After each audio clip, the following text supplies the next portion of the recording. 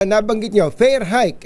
Sabi nga ng mga jeepney drivers at iba pa, taas ang presyo ng produktong petrolyo, ang bagal naman kumilos ng gobyerno sa hiling nila na fare increase. Ano po bang reaction niyo doon?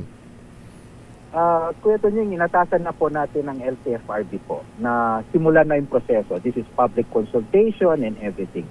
Pero sinabi ko naman po, habang inaaral nila ang petition ng Manibela, Piston, kahit pang mga transport group po, kailangan isaalang-alang yung inflation natin ngayon. Opo. I think the recent survey pa nga po, one of the top concerns Yes. is itong inflation. Napakalaki po niyan.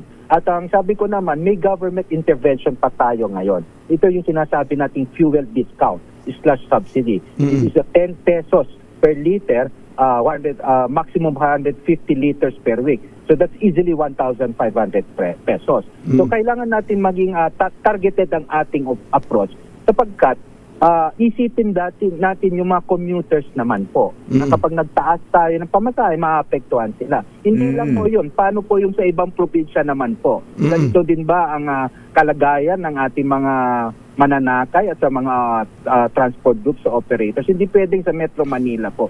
So ito po yung ating mga inaaral ngayon. So sabi ko, I need an objective recommendation. Ang kagandahan dito sa consultation, kasama naman po dyan ang mga DepDep sa LTFRB pagdating sa ating pagsusuri ng petisyon ng ating transport group.